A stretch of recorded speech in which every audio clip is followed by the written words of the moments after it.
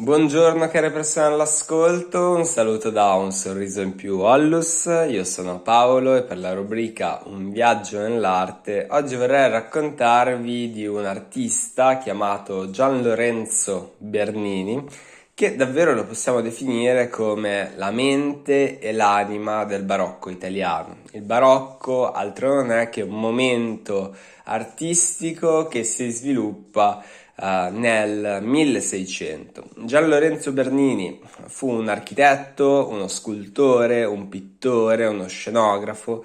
Nacque nel 1598 a Napoli, ma ben presto si trasferì nel 1606 a Roma, dove visse praticamente sempre per e realizzò le sue opere più importanti. In realtà lui era figlio d'arte, era figlio di uno scultore fiorentino chiamato Pietro Bernini, che aveva già decorato la Cappella Paolina nella Basilica di Santa Maria Maggiore a Roma.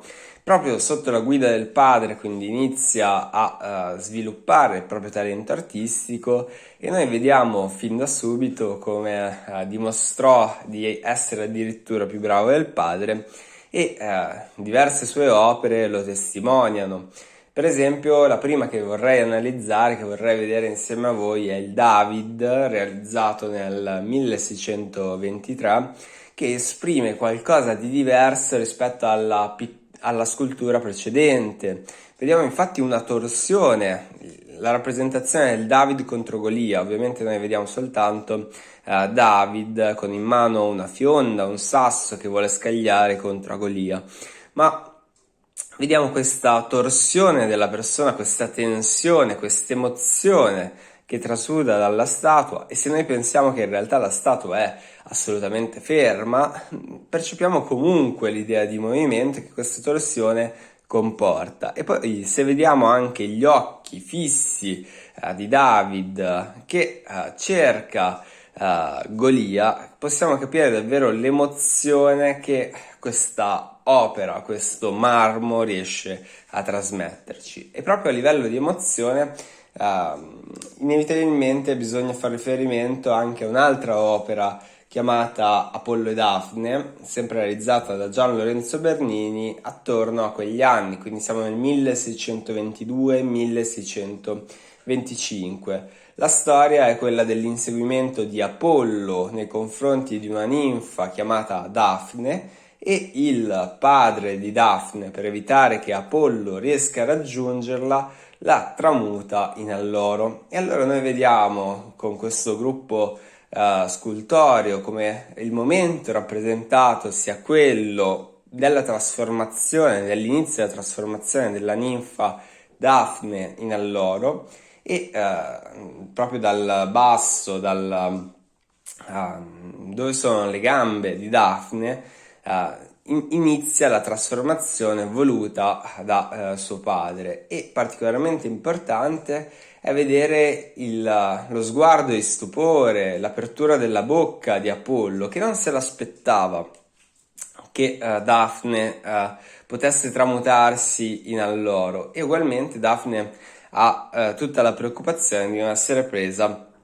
da Apollo, e ugualmente quindi guarda verso davanti a sé, con però una torsione che proprio dall'idea di voler scappare da quello che c'è dietro di sé. E questa trasformazione noi la possiamo vedere essenzialmente dalle foglie, dai germogli che gli spuntano dalle mani e che testimoniano l'inizio di un cambiamento che poi sarà definitivo e che secondo il mito porterà alla creazione della pianta di alloro come noi oggi la conosciamo.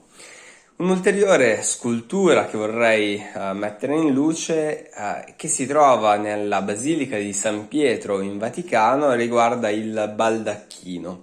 Il baldacchino realizzato nel 1624-1633, quindi ci sono voluti ben 9 anni per la sua realizzazione, altro non testimonia che l'idea di Bernini di creare con delle colonne attorcigliate su se stesso una celebrazione di quello che era il Papa di allora, ossia Urbano VIII. Queste colonne sono riccamente decorate con dell'oro, e rappresentavano anche dei simboli della famiglia del Papa, come delle api o come il sole che troviamo in cima alla colonna.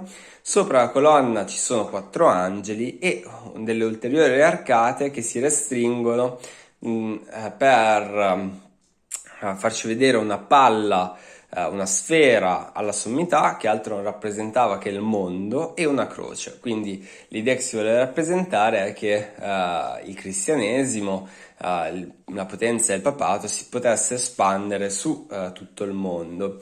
Ed ecco che questo baldacchino altro non è che il luogo dove generalmente il Papa faceva la comunione, e quindi il luogo più importante della chiesa in sé, che si pone sotto una cupola, e questo baldacchino tende naturalmente verso questa cupola, quindi testimoniando nuovamente il legame, secondo la concezione dell'epoca, tra la terra e il cielo.